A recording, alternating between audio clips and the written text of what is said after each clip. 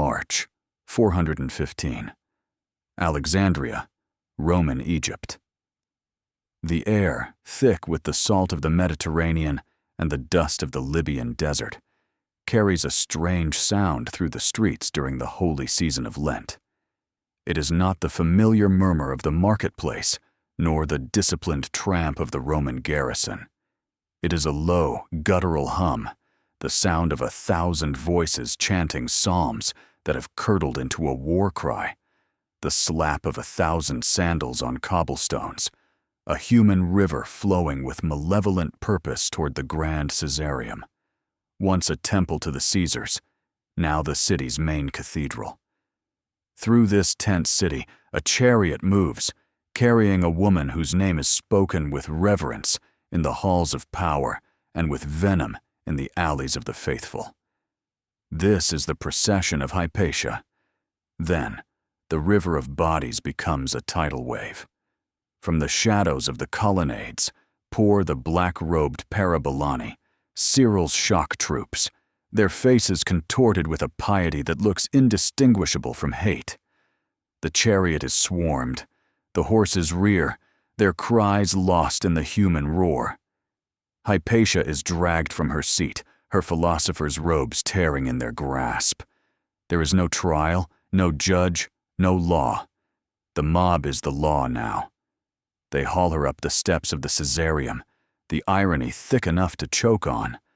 A pagan philosopher about to be judged in the house of the Christian God. Inside, the air is cold, smelling of incense and damp stone. The flickering candlelight reflects in hundreds of feverish eyes. Here, in this sacred space, the sacred is desecrated. They rip the clothes from her body, her nakedness a final, brutal humiliation. And then they produce their instruments, not knives or swords, but something found in the dirt of the city, ostraca, sharp-edged fragments of pottery and oyster shells. The first cut is a searing line of white-hot agony. The screams that echo in the vaulted nave are no longer those of a philosopher, but of an animal being flayed alive. They scrape the flesh from her bones, methodically, zealously, as if performing a holy rite of purification. When it is over, they tear her dismembered limbs from her torso and carry their bloody trophies out into the sunlight, a grotesque parody of a saint's procession, marching to a place called Cinaron. The pyre is lit. The last light of classical reason is reduced to smoke and ash, a greasy stench that rises over the city that once housed the greatest library in the world. This is the saga of her, Hypatia of Alexandria, the last great woman of antiquity. This was the narrative of a mind so luminous it cast a shadow that frightened the powerful, a voice of reason in an age of shrieking dogma. Her end was not a simple murder. It was an exorcism, a symbolic act of a new world attempting to slaughter the ghost of the old. To understand how the greatest intellectual of her time could be rendered into meat by a frenzied mob, we must confront the central, agonizing paradox of her story. How could Alexandria, the gleaming metropolis of knowledge, the city of the museum and the great library, the crossroads of Greek logic, Roman law, and Egyptian mystery, become the stage for such a monstrous triumph of barbarism? Why was the greatest woman of antiquity, a figure respected by Christians and pagans alike, a teacher to the city's elite, so brutally and publicly destroyed? The answer is not a simple one of faith versus science. It is a dark and complex tapestry, woven from threads of political ambition, urban warfare, profound social anxiety, and a deep-seated, terrified misogyny. To find the answer to why they murdered her, we must journey back into the world that both created her and, ultimately, consumed her in fire. It is a world where empires were cracking, gods were dying, and new, more jealous deities were demanding blood. This was the end of an era, and Hypatia was standing at the epicenter of its violent collapse, Her death was not the cause of the darkness to come, but its most chilling symptom, a final agonized scream before a long and terrible silence. To understand Hypatia's fate, we must first understand the world she inhabited, for she lived on a fault line, in the final, shuddering moments of a collapsing civilization. The Roman Empire of the early 5th century was a hollowed-out giant, a magnificent shell rotted from within. Officially, it was a single entity, but in reality, it had been fractured into two halves: the Latin West with its capital in Rome or Ravenna, and the Greek East, ruled from the impregnable new capital of Constantinople. This was a world on fire.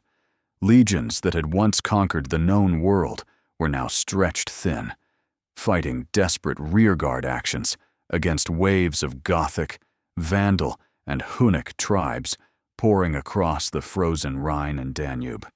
The very idea of the Pax Romana, the centuries-long Roman peace, was becoming a bitter joke. But the more profound war was not on the frontiers. It was a civil war for the soul of the empire itself. Just a few decades earlier, the Emperor Theodosius had made a fateful decision. He had outlawed the ancient pagan rites and declared Nicene Christianity the one and only state religion. This was not a gentle conversion, it was a revolution. The ancient gods of Olympus, who had watched over Rome for 1,000 years, were now officially declared demons. Their temples were either abandoned to decay or violently repurposed, their sacred statues smashed, their priests scattered.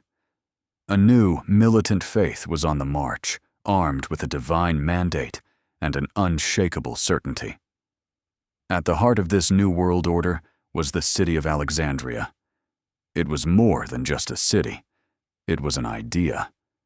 Founded by Alexander the Great, it was the intellectual engine of the Mediterranean, a crucible where Greek philosophy, Egyptian mysticism, and Jewish theology had mingled for centuries.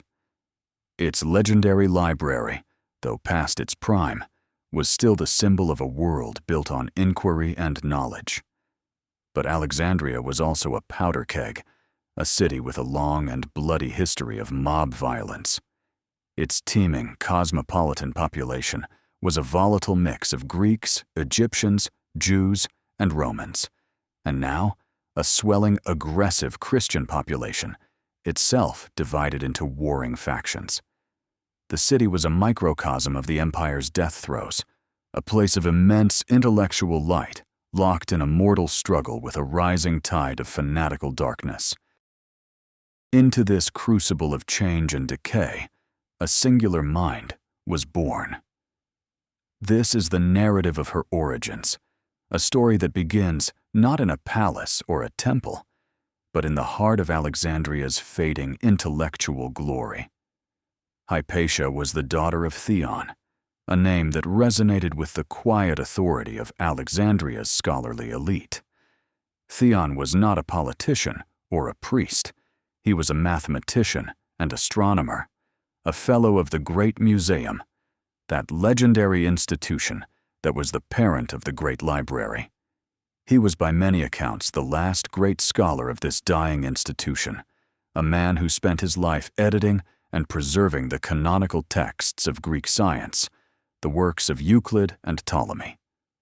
Hypatia's childhood was therefore utterly unique. While other girls of her station were taught domestic arts, she was raised amidst papyrus scrolls, astrolabes, and complex geometric diagrams. Her cradle songs were likely the rhythmic chants of mathematical proofs. Her playground was the colonnaded halls, where the ghosts of Archimedes and Eratosthenes still whispered.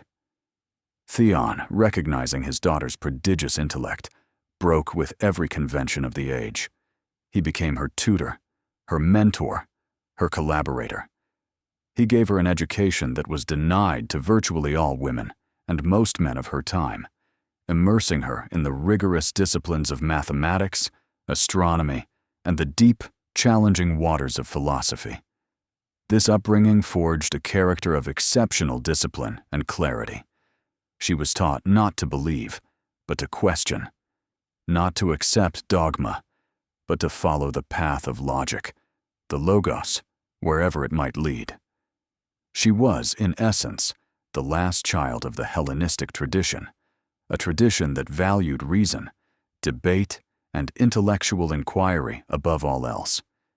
But she was being raised in the twilight of that tradition. As she grew, the world outside the museum was changing at a terrifying pace. The Christian mobs, encouraged by the fiercely ambitious patriarch Theophilus, were growing bolder. In her late childhood, she would have witnessed the traumatic event that shaped her entire generation: the state-sanctioned destruction of the mighty Serapeum in the year 391, the last great pagan temple, and a subsidiary of the Great Library, its priceless scrolls reportedly scattered or destroyed. She was forged in the dying light of one world, perfectly equipped with the intellectual tools to lead it, only to find herself confronting the dawn of a new, hostile age that had no use for her kind of brilliance. This intellectual inheritance was not something Hypatia would keep cloistered within the walls of a library. Her mind was too brilliant to remain a secret, and her passion for knowledge was evangelistic. This was the saga of her first steps onto the public stage, a move that was as audacious as it was unprecedented for a woman in the late Roman world. She did not merely write or study, she chose to teach. In Alexandria, a city of competing philosophical schools, Hypatia established her own, becoming the foremost living exponent of Neoplatonism, a complex and spiritual philosophy that sought to reconcile the rationalism of Plato with a more mystical understanding of the divine. Her school quickly became the most prestigious and influential in the city. Her lecture hall, likely a public space or a room in her own home, became the epicenter of Alexandrian intellectual life. And who came to listen? Everyone. Her students were a remarkable cross-section of the Mediterranean elite. They were the sons of the wealthy ruling class, young men destined for high office in the imperial administration and the church. Crucially, they were pagans, Christians, and Jews, all sitting together, united not by a common creed, but by a shared reverence for their teacher and a commitment to rational discourse. This alone was a radical act in a city being torn apart by sectarian violence. In Hypatia's classroom, the rigid boundaries of faith were temporarily dissolved. The only god worshipped there was reason. The accounts of her teaching, preserved in the letters of her most famous student, the Christian bishop Synesius of Cyrene, paint a picture of a mesmerizing intellectual figure. She was not a dry lecturer reciting ancient texts. She was a dynamic, charismatic guide, leading her students through the complex arguments of Plato and Aristotle, the celestial mechanics of Ptolemy, and the intricate number theory of Diophantus. She demanded intellectual rigor, challenging her students to question their assumptions and to build their beliefs on a foundation of logic rather than inherited prejudice. By doing so, she was not merely teaching philosophy. She was forging the minds of the next generation of leaders. She was creating a network of powerful, educated men who were indebted to her and who carried her intellectual DNA into the highest echelons of imperial power. This made her more than a scholar. It made her a public figure, a person of immense influence, a woman who wielded intellectual authority as others wielded wealth or military command. And in the increasingly anti-intellectual and misogynistic climate of the era, this made her a dangerously conspicuous anomaly. To understand a figure like Hypatia, we must look beyond the external events of her life and attempt to grasp the internal engine that drove her. This is the narrative of her inner demon, though in her case, it was not a demon of ambition or greed, but something far more rare and, in her time, far more dangerous. A profound, unwavering, almost fanatical devotion to the principle of logos, or reason itself. For Hypatia, philosophy was not an academic pastime. It was a way of life, a spiritual path. In the Neoplatonic tradition she championed, the ultimate goal of human existence was to achieve a union with the One, a perfect, transcendent source of all reality. And the path to this mystical union was not through blind faith or ecstatic ritual, but through the rigorous cultivation of the intellect. Reason was the divine spark within the human soul, the tool that allowed mortals to comprehend the orderly, mathematical beauty of the cosmos, and, in doing so, to purify themselves of the chaotic passions of the material world. This belief system explains her entire public and private persona. It explains her famous celibacy. For her, rejecting physical relationships was not about piety in the Christian sense, but about liberating her mind from the distractions of the body, allowing her to focus entirely on her intellectual and spiritual quest. It explains the almost religious fervor with which she pursued mathematics and astronomy. She saw in the predictable, elegant dance of the planets a manifestation of the divine mind, a Bible written in the language of geometry. And most importantly, it explains her political actions. She believed that civic harmony, like cosmic harmony, could only be achieved through reason. She saw the sectarian violence tearing her city apart as a form of collective madness, a surrender to the basest, most irrational human instincts.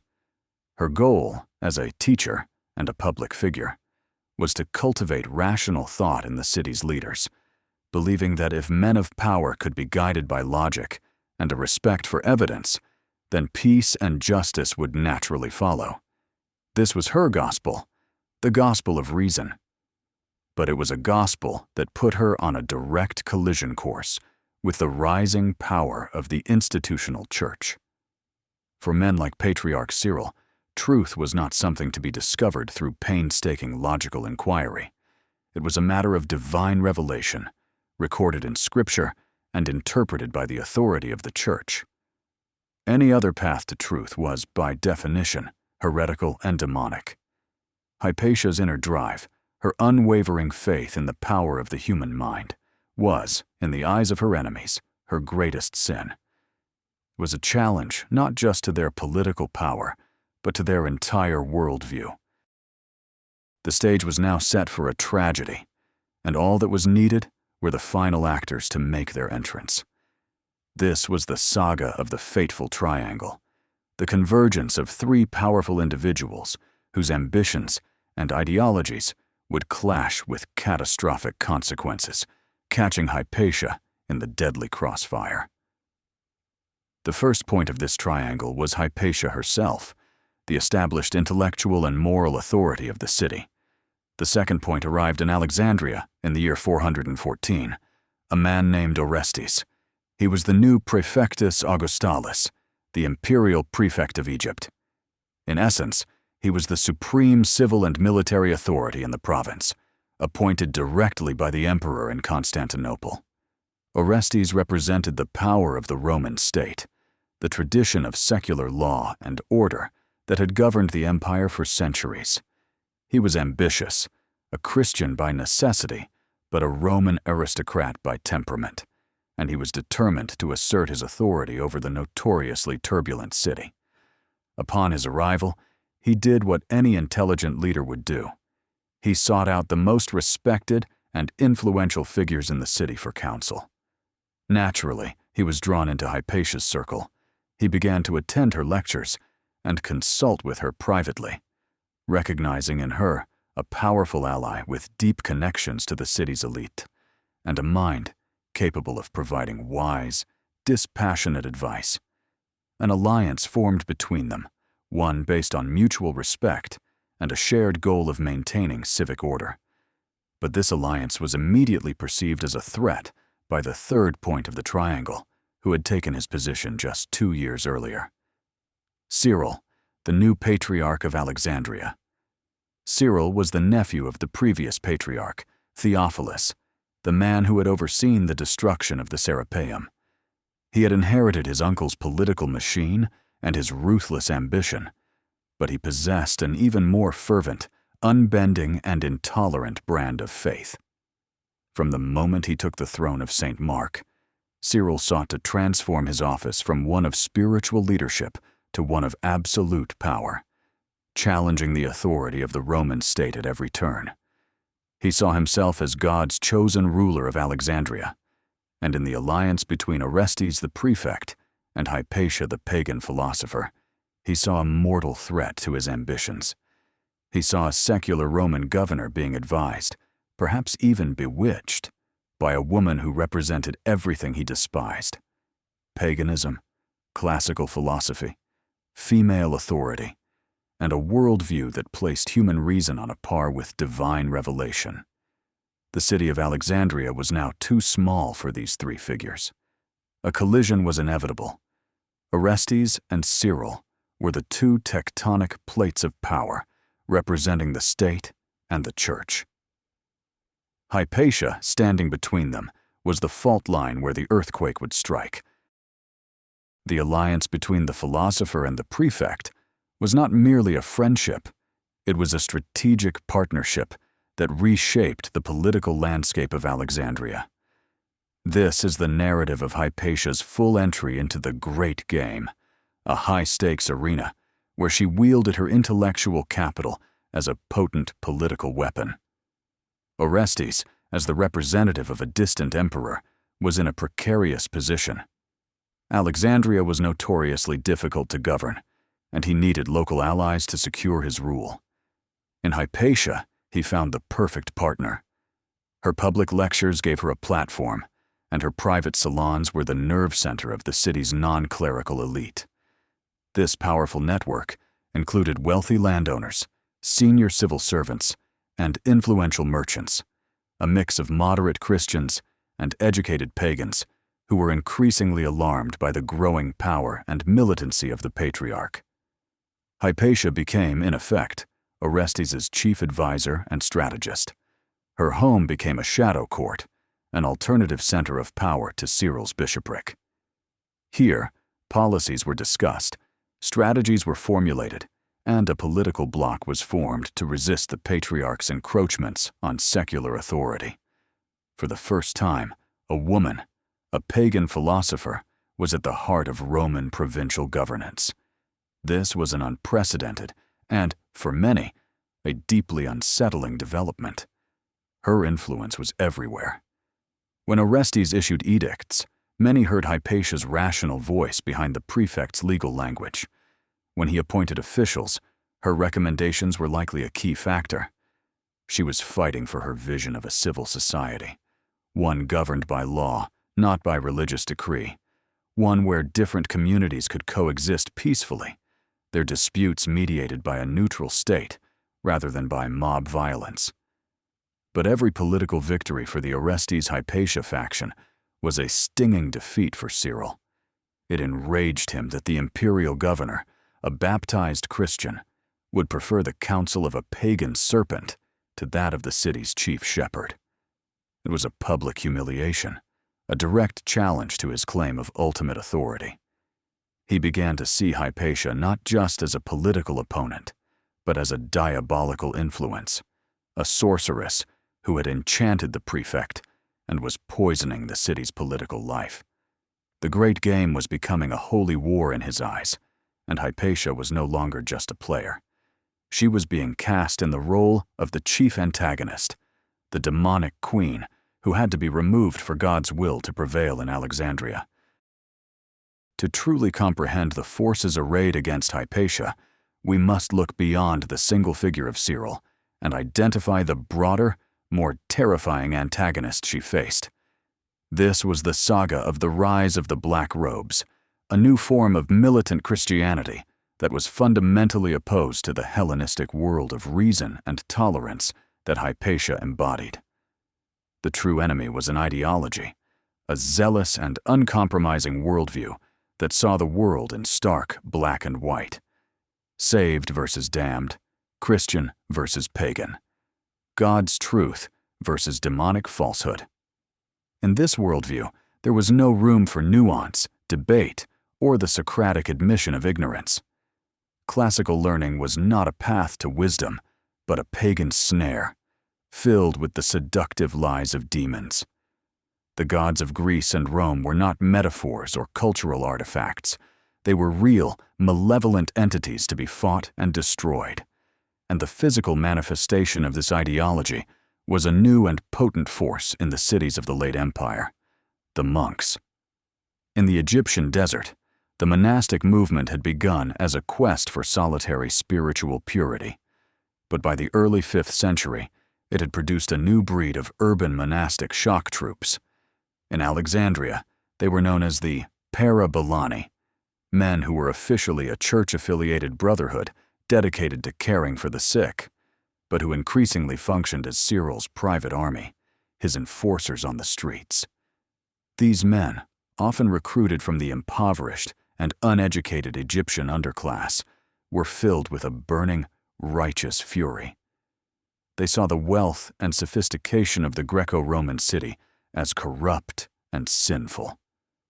They were disciplined, fearless, and utterly devoted to their patriarch. It was they who formed the nucleus of the Christian mobs, they who could be relied upon to whip up religious fervor, they who would carry out the violent work of tearing down temples, intimidating opponents, and enforcing Cyril's will. Hypatia, with her refined intellectualism, her elite students, and her close ties to the Roman prefect, represented everything they had been taught to hate. She was the symbol of the old, arrogant, pagan world that had persecuted Christians for centuries, and which now, in their eyes, refused to die. Cyril did not need to give a direct order for her murder.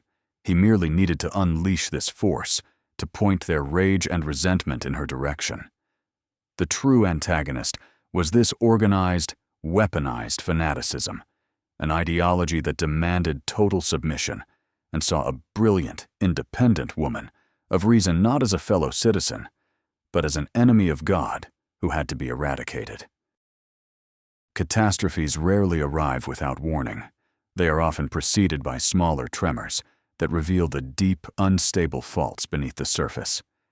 This is the narrative of the dress rehearsal for Hypatia's murder, a catastrophic event that occurred in her youth, but which cast a long, dark shadow over her entire life. The destruction of the great Serapeum of Alexandria in the year 391. The Serapeum was more than just a temple. It was the last great bastion of public pagan worship and classical culture in the city. It was a magnificent architectural complex built on an acropolis, and it housed a subsidiary of the Great Library, containing, according to some sources, tens of thousands of priceless scrolls. It was a potent symbol of Alexandria's Hellenistic soul. For decades, the city's Christians had viewed it with a mixture of awe and hatred. In 391, the Patriarch Theophilus, Cyril's uncle and predecessor, saw his chance. After a series of street brawls between pagan and Christian gangs, Theophilus obtained an edict from the Emperor Theodosius, authorizing the temple's destruction. What followed was not a simple demolition, but a gleeful, systematic, and public ritual of cultural slaughter. A mob, led by the Patriarch himself, stormed the temple complex. They smashed the magnificent statues, defaced the sacred carvings, and, according to several accounts, burned the library housed within its walls. The central act of this drama was the destruction of the colossal cult statue of Serapis, a masterpiece of ancient art so revered that it was said the world would end if it were ever harmed. Theophilus himself reportedly took the first swing with an axe, and his followers then tore the statue to pieces, dragging its fragments through the streets to the jeers of the crowd. This event was a profound psychological breaking point for the city and for the entire Roman world. For the pagans, it was a moment of utter humiliation and terror. It proved that the state would not protect them or their most sacred sites. Their world was being actively and violently dismantled. For the Christians, it was a moment of intoxicating triumph. It demonstrated that they could destroy the most powerful symbols of the old religion with complete impunity. It was a victory that consecrated the use of mob violence as a legitimate tool for advancing the cause of the church. For the young Hypatia, this event would have been a formative trauma. It was a clear and brutal lesson. Her world of books, reason, and debate was fragile. It could be swept away in an instant by the irrational fury of a mob, sanctioned by the state and blessed by the church. The burning of the Serapeum created the blueprint for her own destruction 2 decades later. It showed her enemies exactly how it could be done. Following his uncle's blueprint, Cyril understood that the path to absolute power in Alexandria lay in mastering the city's chaos. This was the saga of his brilliant and brutal gambit, a masterclass in exploiting social tensions to consolidate his own authority, a strategy that would directly pave the way for his final confrontation with Hypatia. Soon after becoming patriarch, Cyril targeted the city's large, ancient, and prosperous Jewish community. The Jews of Alexandria had been a significant part of the city's fabric for centuries, but their relationship with the Greek and, later, Christian populations had often been fraught with tension and periodic violence. Cyril saw this tension as an opportunity. He began a campaign of inflammatory preaching, accusing the Jews of plotting against the Christians. He weaponized minor street skirmishes, portraying them as part of a grand, sinister conspiracy. The tipping point came after a series of escalating clashes. A Christian mob, incited by Cyril's rhetoric and led by his parabolani, launched a full-scale assault on the city's main synagogues. They were not just attacked, they were seized, looted, and converted into churches. But Cyril did not stop there. In an act of breathtaking audacity that directly challenged Roman law and the prefect's authority, he summarily expelled the entire Jewish population from the city. Tens of thousands of people were driven from their homes, their property confiscated, their ancient community shattered in a single stroke. This act served multiple purposes for Cyril. First, it was an act of popular demagoguery, pleasing his most fanatical followers and enriching them with looted property.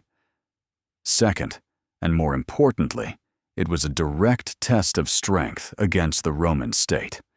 Orestes the prefect was outraged. He had not authorized this pogrom and was legally responsible for protecting all citizens. He formally reported Cyril's illegal actions to the emperor, but the report became bogged down in the bureaucracy of the imperial court. No troops came to restore order or punish the patriarch. Cyril had gambled and won. He had successfully defied the imperial prefect and faced no consequences.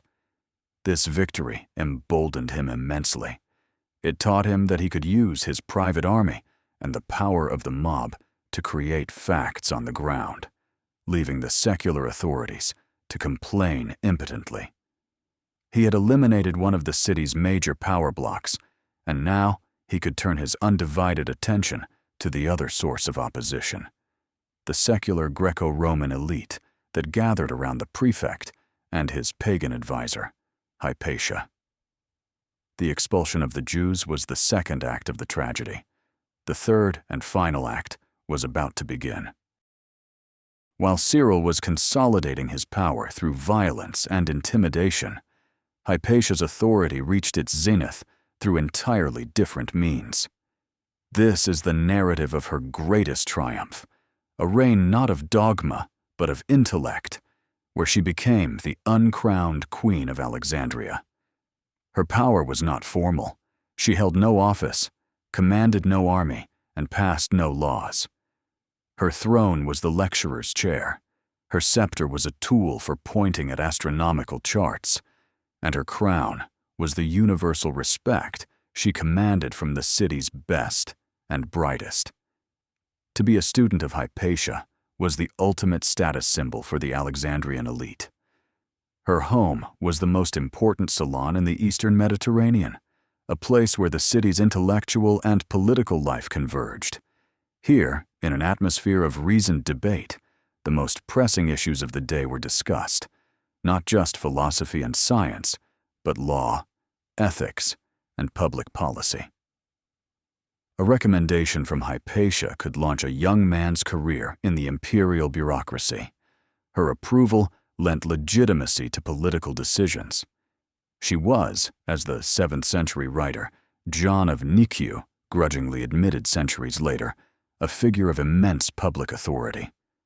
Imagine the scene: a spacious, sunlit room in a Roman villa, its walls lined with scrolls. Hypatia, dressed in the simple tribon, the traditional cloak of a philosopher, stands before a rapt audience. In the crowd are the sons of Roman senators, wealthy Greek merchants, aspiring lawyers, and even high-ranking Christian officials. Her voice is clear and calm, methodically dissecting a complex geometric proof from Apollonius, or a dense metaphysical argument from Plotinus. There is no appeal to passion, no threat of damnation. The only demand is for intellectual honesty. She is the living embodiment of the classical ideal of the philosopher guide, a beacon of clarity in a world growing dark with superstition. This was the peak of her influence. She had the ear of the imperial prefect, the loyalty of a network of powerful alumni scattered across the empire, and the reverence of the city's entire ruling class. She had achieved a level of public influence and respect that no woman, and few men, had ever reached before. She had, in essence, created a parallel government in Alexandria, a republic of the mind that briefly but brilliantly challenged the rise of theocratic tyranny. This triumph, however, was built on a fragile foundation. Her power was entirely dependent on the willingness of others to listen to reason, and as Cyril's mobs grew bolder, the space for reasoned discourse in Alexandria was shrinking by the day. At this pinnacle of her influence, we must pause and attempt to enter the mind of Hypatia herself, to understand the psychology of her triumph and the nature of her tragic flaw. This is the saga of her intellectual hubris, a supreme confidence not in herself, but in the unstoppable power of reason itself. Having spent her life in the rarefied air of mathematics and philosophy, she had come to believe that logic was a universal solvent, capable of dissolving any conflict, calming any passion, and refuting any lie. She saw the universe, governed by the elegant and immutable laws of physics and mathematics, as a fundamentally rational place. She believed that humanity, possessing the divine spark of logos, was also fundamentally rational. The violence and fanaticism she saw in the streets were, in her view, a kind of sickness, a temporary deviation from humanity's true nature, a form of ignorance that could be cured by the clarifying light of education and reasoned argument. This was her greatest strength and her most profound, fatal miscalculation.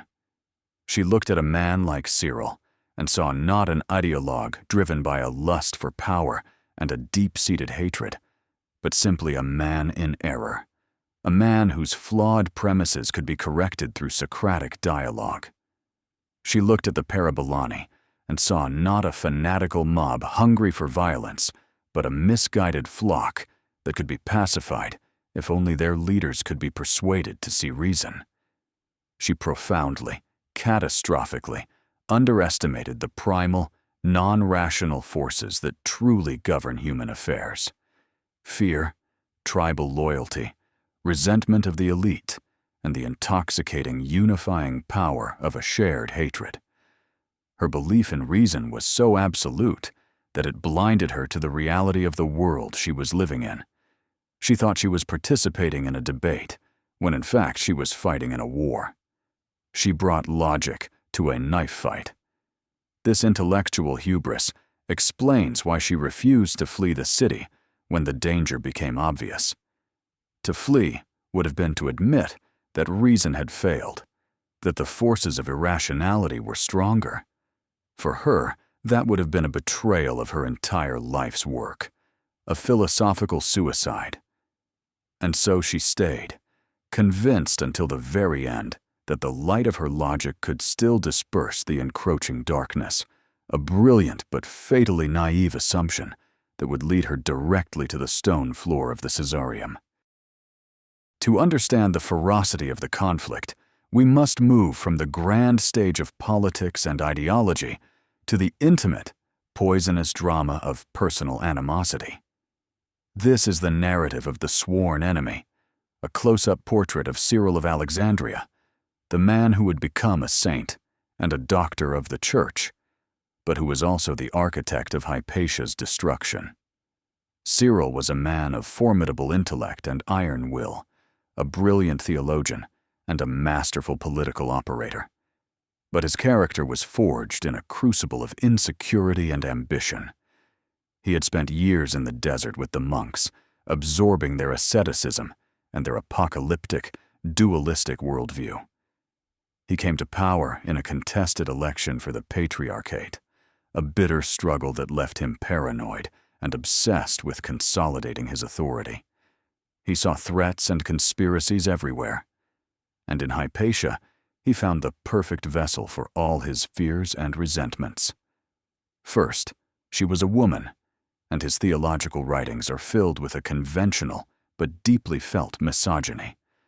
For a woman to hold such public influence, to teach men, to advise the governor, this was, in his eyes, an inversion of the God-given natural order, a sign of the world's corruption.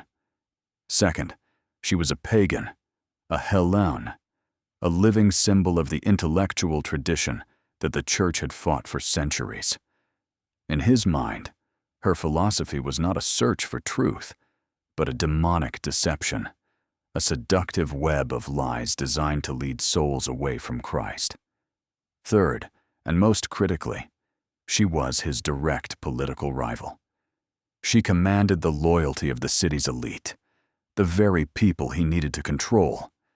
Her alliance with Orestes was a constant, public rebuke to his authority. Every time the prefect followed her advice, it was a declaration that Cyril's counsel, the counsel of God's representative, was worthless. This political rivalry became, in his mind, a cosmic struggle. He began to preach, perhaps not initially by name, against the pagan enchantress who had bewitched the city's governor. He cast Hypatia in the role of Jezebel, the wicked pagan queen of the Old Testament, who corrupted the king and led the people into idolatry. This was a masterstroke of political demonization. It transformed a complex political dispute into a simple, terrifying morality play. Hypatia was no longer a philosopher with different political views. She was a witch, an agent of Satan, whose very existence was a spiritual poison corrupting the Christian city of Alexandria. For a man like Cyril, convinced of his own divine mission, there could be only one solution to such a problem. The evil had to be cast out. While the forces of destruction were gathering, Hypatia's work continued. Her legacy was not written in stone or law, but in the minds of the men she taught. This is the saga of her constructive work, the weaving of a network of rational minds that stretched across the Eastern Empire. Her primary mission, inherited from her father Theon, was the preservation and transmission of knowledge. In an age where ancient texts were vulnerable to neglect and outright destruction, this was a vital task.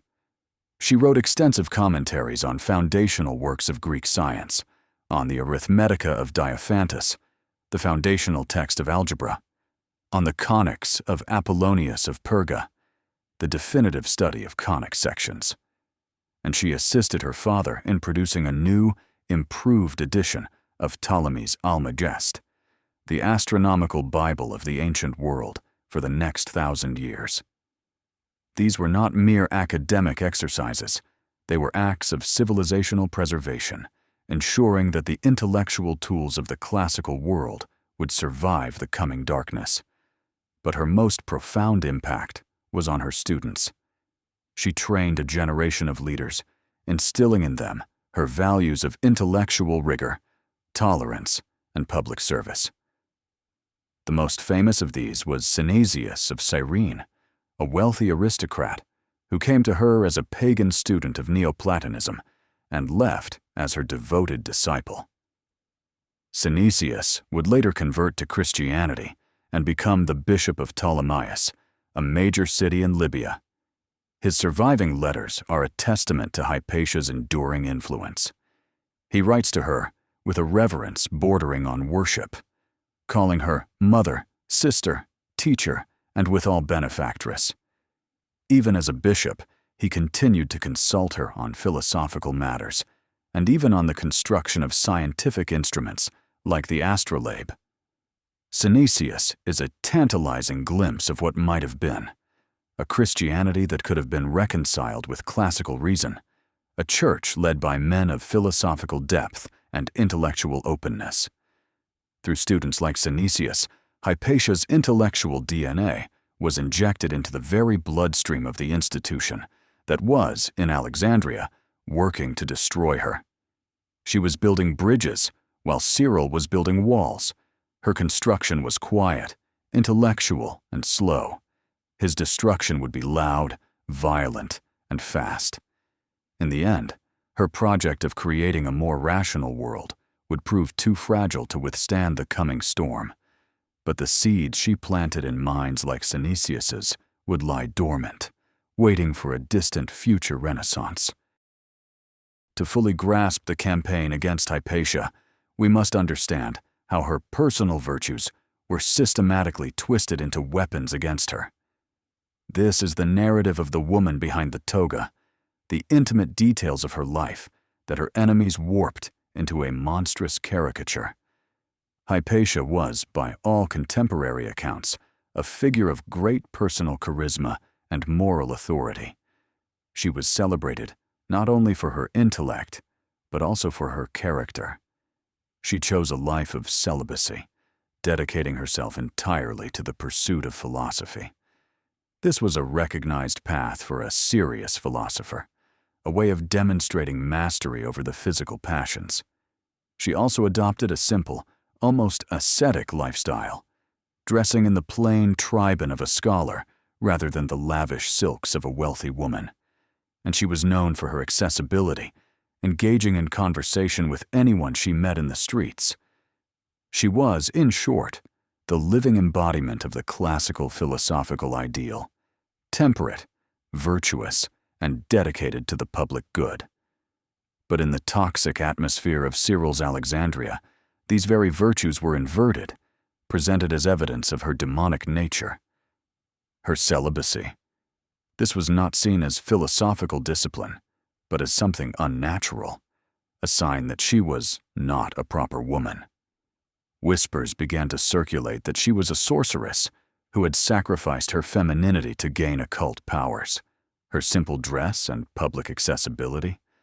This was not civic virtue, but a cunning deception, a way to move through the city and cast her spells on the unsuspecting. A famous, though likely apocryphal story tells of a student who fell in love with her.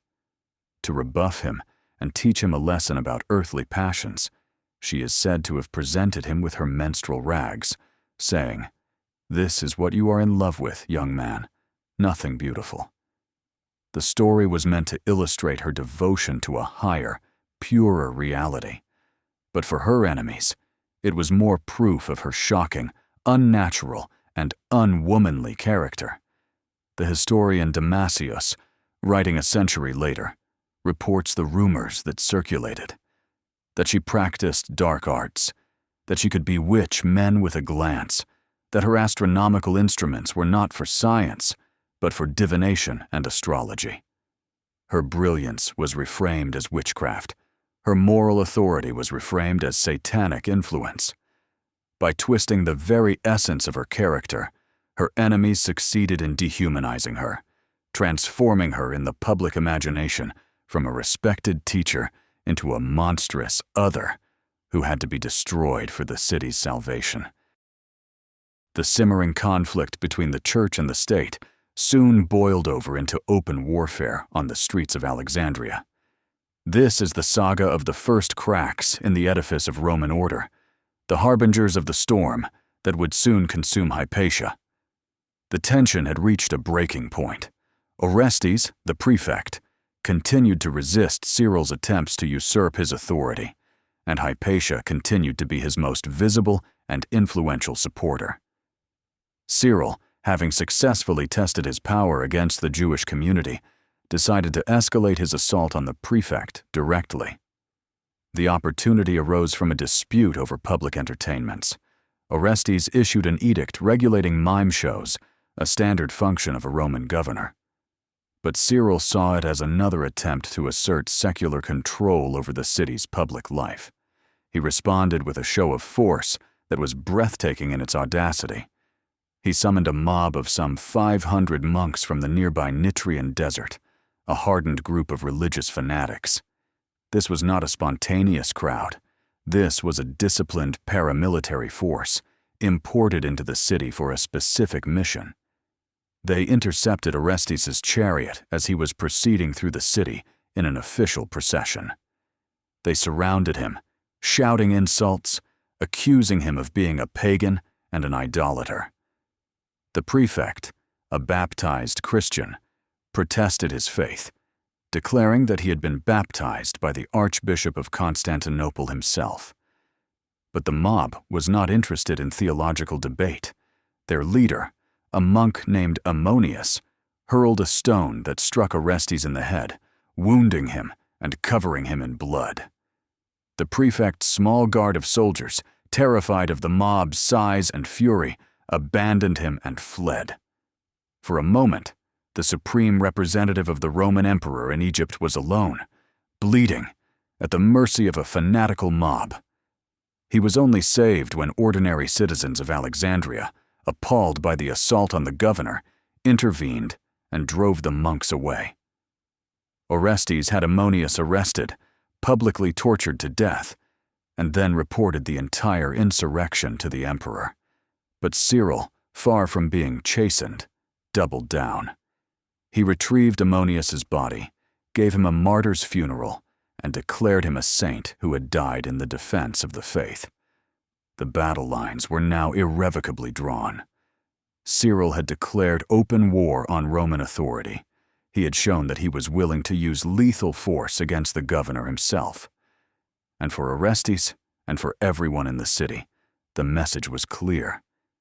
If the patriarch was willing to stone the prefect in broad daylight, what would he be willing to do to the prefect's pagan witch of an advisor? In the face of this mortal danger, Hypatia was confronted with the most critical decision of her life. This is the narrative of her fateful act, her conscious and deliberate choice to remain in Alexandria, a decision that was both heroic and ultimately suicidal. After the public assault on Orestes, it was clear to everyone that the situation had escalated beyond politics. It was now a blood feud. Hypatia's friends, her students, and likely Orestes himself, would have begged her to leave the city. She had wealth and connections.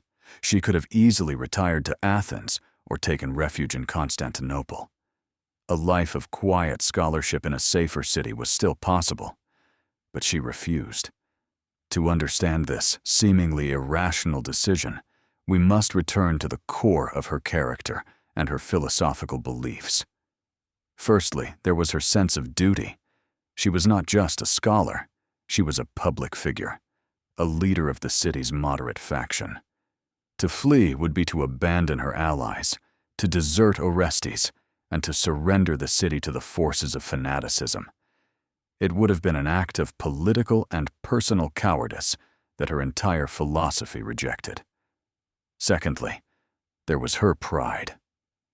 She had been the intellectual queen of Alexandria for decades. She was a woman of immense authority and self-respect. The idea of being driven out of her own city by what she considered an ignorant, superstitious mob, led by a man she viewed as a vulgar tyrant, would have been an intolerable humiliation. but the deepest reason was philosophical. As we have seen, her entire worldview was based on the supremacy of reason. She had an unwavering faith that in the end, truth would prevail over falsehood, and logic would prevail over violence. To flee would be to concede that the irrational forces she had fought her entire life were, in fact, stronger than the logos to which she had dedicated her existence. It was a concession she was simply unable to make. And so, in a final, tragic act of intellectual hubris, she chose to stay. She continued to teach, to advise the prefect, to appear in public, holding her head high. It was a magnificent display of courage, a stoic commitment to her principles in the face of death. But it was also a fatal misreading of the new, brutal world she was living in. She believed she was still in a city governed by law and reason, but Alexandria had become a place where the only law that mattered was the law of the mob, and the only reason was the righteous fury of the faithful. Her refusal to flee was not just a decision, it was her final, defiant philosophical statement. The campaign of whispers and rumors against Hypatia now erupted into a full-throated public cry for her death. This is the saga of the greatest catastrophe, the sermon of death, the moment when the abstract hatred against her was weaponized from the pulpits of Alexandria's churches. Cyril, seeing that Orestes would not be intimidated and that Hypatia would not flee, knew he needed to escalate his attack to its final, logical conclusion. The political problem of Hypatia needed a theological solution. Whether by Cyril's direct command or by his clear incitement, his clerical subordinates began to systematically preach against her across the city. The message, delivered to a captive audience of the faithful during the tense season of Lent, was simple, powerful, and incendiary. They painted a vivid picture of a city in crisis, a city torn by strife between its Christian governor and its holy patriarchs. And what was the cause of this division? Why would a Christian prefect refuse to reconcile with his bishop? The answer, thundered from the pulpits, was witchcraft. There was a woman, they preached, a pagan, who refused to embrace the faith. This woman, through her demonic Hellenic philosophy and her satanic scientific instruments, had cast a spell over the governor. She was the serpent whispering poison into his ear, hardening his heart against God's representative. She was the obstacle to peace, the source of the city's spiritual sickness. As long as this pagan sorceress held the city's ruler in her thrall, there could be no reconciliation, no harmony, no divine blessing upon Alexandria. The sermons skillfully wove together all the threads of resentment against her. Her influence was unwomanly, her knowledge was diabolical, her alliance with the state was a conspiracy against the church. This was not a political disagreement, they insisted. It was a spiritual war for the soul of the city. By framing the conflict in these apocalyptic terms, they were giving their followers a divine mandate. They were not merely being asked to oppose a political figure. They were being summoned to a holy crusade, to an act of civic and spiritual purification. The sermon was the death sentence. It identified the target, provided the theological justification, and absolved the killers in advance. It transformed a potential crime into a sacred duty. The mob now had a name for their enemy, a reason for their rage, and the blessing of the church to do what needed to be done. With the death sentence pronounced, the final pieces fell into place with terrifying speed. This is the narrative of the collapse, the complete isolation of the light as the darkness closed in. In the final days, the intricate web of power and influence that had protected Hypatia for so long completely disintegrated. Orestes, the imperial prefect, the man who represented the might of the Roman Empire, was rendered impotent. The attack on his life had shown him the limits of his power. His garrison of Roman soldiers was small, vastly outnumbered by the thousands of parabolani and the fanatical population they could mobilize in an instant. Any attempt to arrest Cyril or protect Hypatia with force would likely trigger a city-wide insurrection, a bloodbath he could not win and for which he would be blamed by the emperor. He was trapped, a governor in name only, a prisoner in his own palace, forced to watch as the tragic end he surely saw coming unfolded. Hypatia's other powerful friends also fell silent. The wealthy council members, the senior officials, the moderate Christians who had once flocked to her lectures and admired her wisdom were now faced with a stark choice. Stand with Hypatia and risk the wrath of the mob, the loss of their property, perhaps even their lives, or stay silent and survive. Overwhelmed by fear, they chose silence. The network of rational, influential men she had so carefully cultivated over decades vanished into the shadows when it mattered most. Her intellectual authority was useless against the threat of a sharpened oyster shell. In this power vacuum, a new leader emerged from the ranks of the church to execute the verdict. His name, recorded by the historian Socrates Scholasticus, was Peter, a man identified only as the lector. A lector was a minor official in the church, responsible for reading scripture during services. This detail is chilling. The man who would lead the lynch mob was not a common thug, but a literate, official member of Cyril's clerical administration. Peter became the organizer, the catalyst, translating the patriarch's incendiary rhetoric into a concrete plan of action. He gathered the most zealous of the faithful, the parabolani, and others who harbored grievances or simply lusted for violence. He watched Hypatia's movements, noting her daily routines. The city that had once celebrated her as its brightest mind now became a hunting ground. She was alone, surrounded, her protector powerless, her friends terrified into submission. The light of reason had been cornered, and the mob, with its divine sanction and its earthly leader, was closing in for the kill. And so we return to where we began, to the bloody stones of the Caesareum. But now we see the event not as a shocking bolt from the blue, but as the inevitable, horrific conclusion to a long and calculated campaign. This is the final scene, a cinematic rendering of an apotheosis in blood, an act of ritual murder so grotesque and symbolic that it would echo through the centuries. On that fateful day in March of 415, as Hypatia made her customary journey home, Peter the Lector's trap was sprung. The mob, a well-organized hit squad, not a random rabble, ambushed her chariot. They dragged her down, their hands tearing at the philosopher's robe that had been her symbol of authority. They didn't kill her in the street. The location was critical.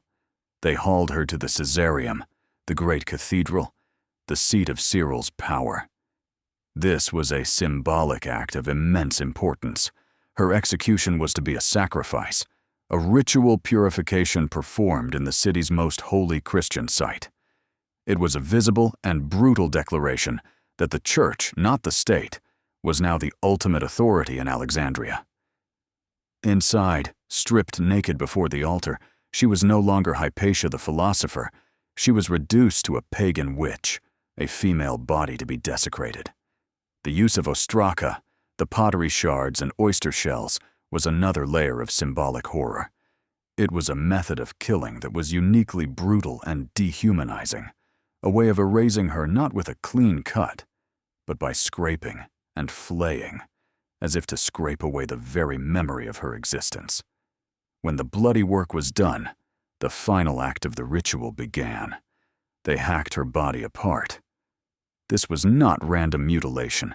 It was a deliberate inversion of the rites for a Christian martyr, whose body parts were revered as holy relics. Hypatia's limbs were instead paraded through the streets as trophies of a holy war, a warning to any who would dare to follow her path. The procession ended at a place called Cinaron, a name that fittingly meant the cinder. There, on a pyre, they burned what was left of her, ensuring there would be no grave, no shrine, no place for her memory to be honored. It was an attempt to utterly annihilate her, to remove her from the physical, historical, and spiritual landscape of the city. But in their very attempt to erase her, they ensured her immortality. They had meant to kill a woman, but they had created a martyr for a cause she may never have claimed: the freedom of the human mind. The flames at Cinaron died down, but the fire of Hypatia's story was just beginning. This is the narrative of her legacy, the long and contentious battle for her memory, in which she became a powerful symbol, endlessly reinterpreted by later ages. The immediate aftermath was one of embarrassment and damage control for the Church. The Christian historian Socrates Scholasticus, writing a few decades later, condemned the murder unequivocally, stating that it brought no small disgrace upon Cyril and the Church of Alexandria. He clearly identified the killers as followers of Cyril, led by Peter the Lector. The church hierarchy understood that murdering a celebrated, well-connected female philosopher in a cathedral was a public relations disaster. Cyril was never formally charged, his political power and the passage of time protecting him, but the stain of the event clung to his legacy. For the next 1,000 years of Christian dominance in Europe, Hypatia was largely forgotten or relegated to a historical footnote, an inconvenient victim whose story was best left untold. The first resurrection came with the Enlightenment. For 18th century thinkers like Voltaire, Hypatia was rediscovered and reborn as a perfect symbol for their cause. She became the beautiful, virtuous martyr of science and philosophy, brutally murdered by ignorant, superstitious, and power-hungry priests. She was the last of the Hellenes, the final light of reason extinguished by the darkness of Christian fanaticism, a preview of the dark ages to come. This heroic, romanticized image became her dominant persona. A second resurrection occurred in the 20th century, with the rise of feminism. Hypatia was now claimed as a feminist icon, a proto-feminist who shattered every gender barrier of her time. She was the brilliant woman who dared to compete in a man's world, a woman who chose an intellectual life over a domestic one, and who was ultimately destroyed by a patriarchal religious establishment that could not tolerate her power and independence. Her story became a timeless parable about the violent backlash that awaits women who challenge male authority. Each of these interpretations, the inconvenient victim, the martyr of science, the feminist icon, captures a part of her truth, but none captures it all. Each era has remade Hypatia in its own image, using her story as a mirror to reflect its own struggles, its own enemies, and its own ideals.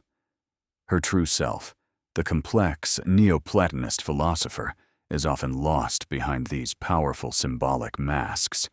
Her legacy is a testament to the fact that, while a mob can kill a person, they cannot kill a story, which will continue to live, evolve, and fight new battles in every subsequent generation. We arrive at last at the core question that has haunted this entire narrative. Why? Why was the greatest woman of antiquity murdered? After sifting through the ashes of politics, religion, and personal hatred, we can now provide a final, comprehensive answer, solving the central paradox of her story. Hypatia was not murdered for her science. She was not killed for her mathematics or her astronomy. She was not even, primarily, murdered for her paganism. The murder of Hypatia was, at its heart, a political assassination, one of the most brilliant and brutal in history, a calculated act of terror designed to achieve a specific political goal. She was the unavoidable casualty in a savage, zero-sum power struggle between two men and the two worlds they represented: Orestes, the prefect of the Roman state, and Cyril, the patriarch of the Christian church. In this fight for control of Alexandria, Hypatia was not the central player, but she had become the central symbol. She was the intellectual and moral backbone of the secular, Roman, Hellenistic faction led by Orestes. Her influence held his coalition together. Her wisdom guided his strategy. As long as she stood by his side, Orestes had a source of legitimacy and counsel that was independent of the church. Cyril, in his quest for theocratic dominance, understood this with perfect clarity. He had tried to intimidate Orestes and failed. He knew he could not attack the prefect directly again without risking the full wrath of the empire. So he chose a different strategy: to remove the source of the prefect's strength and resolve. He targeted Hypatia. Her murder was a masterstroke of political terror. It sent a chillingly clear message to Orestes and to every other member of the city's elite. I can kill your most brilliant and respected advisor in broad daylight, in a church, and I can have her torn to pieces by a mob, and I will face no consequences. Your Roman law cannot protect you. Your governor is powerless. Only I rule this city. Religion was not the cause of the murder, but its perfect instrument. It provided the justification, the rhetoric of holy war that transformed a political hit into a righteous act. Her paganism made her a legitimate target. Her gender made her an easy subject for demonization. Her science was twisted into evidence of witchcraft. But these were all tools to achieve a political end: the complete and total surrender of secular authority to the power of the patriarch. And it worked. Shortly after the murder, Orestes gave up the struggle and left Alexandria. Cyril had won. He would rule the city as its undisputed master. Hypatia was the price of that victory. The saga of Hypatia is more than just a tragic story from a distant past. It is a timeless and terrifying lesson about the very nature of civilization itself. This is the verdict of history, the universal philosophical conclusion to her life and death. Her story serves as a brutal reminder of the profound fragility of reason, tolerance, and intellectual freedom. It demonstrates that civilization is not a fortress of stone, but a delicate membrane, a thin veneer of law, custom, and rational discourse stretched taut over the abyss of primal human instincts: tribalism, fear of the other, and the intoxicating ecstasy of collective violence. Hypatia believed in the power of the logos, the reasoned word, to build a just society. Her murderers believed in the power of the mob, united by a single, simple, and hateful idea.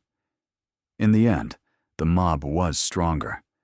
Her death marks the symbolic moment when the classical world, with its philosophical inquiries, its celebration of logic, and its intellectual pluralism, finally succumbed to a new era defined by absolute faith, unquestionable dogma, and the violent suppression of dissent.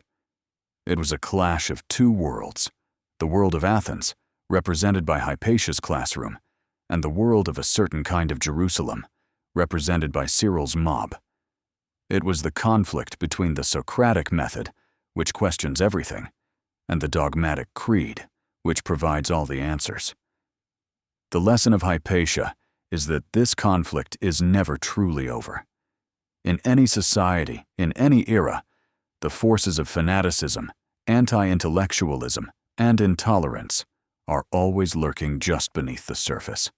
All that is required is a charismatic leader to identify a scapegoat, a crisis to stoke the flames of fear, and a sacred cause to justify the violence.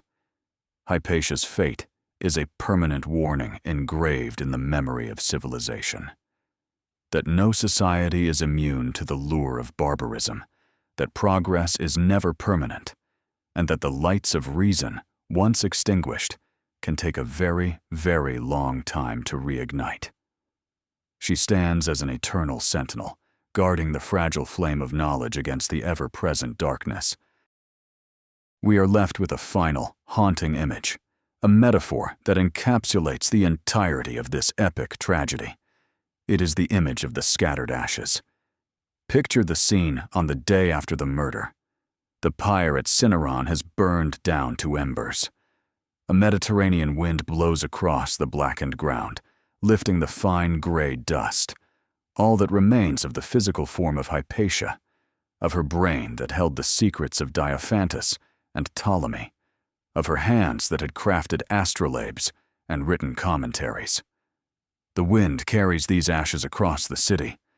Some of it settles in the marbled courtyards of the villas, where her students now hide in terrified silence. Some of it drifts through the broken gates of the Serapeum, mingling with the dust of the scrolls that were burned there a generation before. Some of it blows into the narrow, teeming alleyways, inhaled by the very people who had screamed for her death, becoming a part of them in the most intimate way. And some of it is carried out over the great harbor, past the legendary Pharos lighthouse, and is scattered upon the waters of the sea, the final dissolution of the last great mind of the ancient world. This is not just the end of a life, it is the end of an intellectual lineage stretching back 1,000 years to Plato and Pythagoras. The flame of Hellenic reason, nurtured for so long in Alexandria, has not just been extinguished, its very substance has been scattered to the four winds, leaving behind an intellectual darkness in the West that would last for nearly 1,000 years. The shadow of the philosopher, murdered in the name of God, would stretch long and far, a chilling premonition of the Inquisitions, the holy wars, and the book burnings yet to come. The scattered ashes are the final frame, the delicious and bitter kebab, a symbol of a mind annihilated and a world forever changed, a whisper on the wind that reminds us how easily and how completely a light can be put out.